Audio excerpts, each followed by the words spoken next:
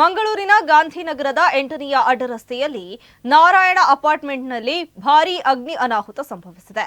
ಈ ಅನಾಹುತದಲ್ಲಿ ಲಕ್ಷಾಂತರ ರೂಪಾಯಿಗಳ ನಷ್ಟ ಉಂಟಾಗಿದ್ದು, ಅಗ್ನಿಶಾಮಕ ದಳ ಹಲವು ಗಂಟೆ ಕಾಲ ಶ್ರಮಿಸಿ ಬೆಂಕಿಯನ್ನ ಹತೋಟಿಗೆ ತಂದಿದೆ. ಸುರೇಖಾ ಪೈ ಮಾಲೀಕತ್ವದ ವಸತಿ ಗೃಹ ಇದಾಗಿದೆ.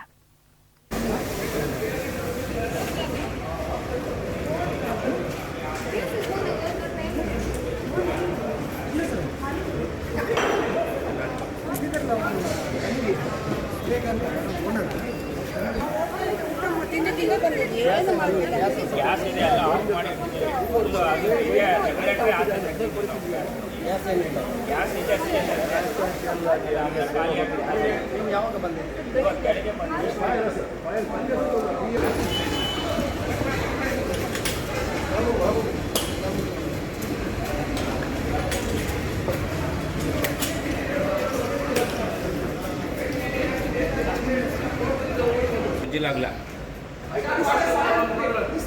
होय तर उजी पळा दिसतो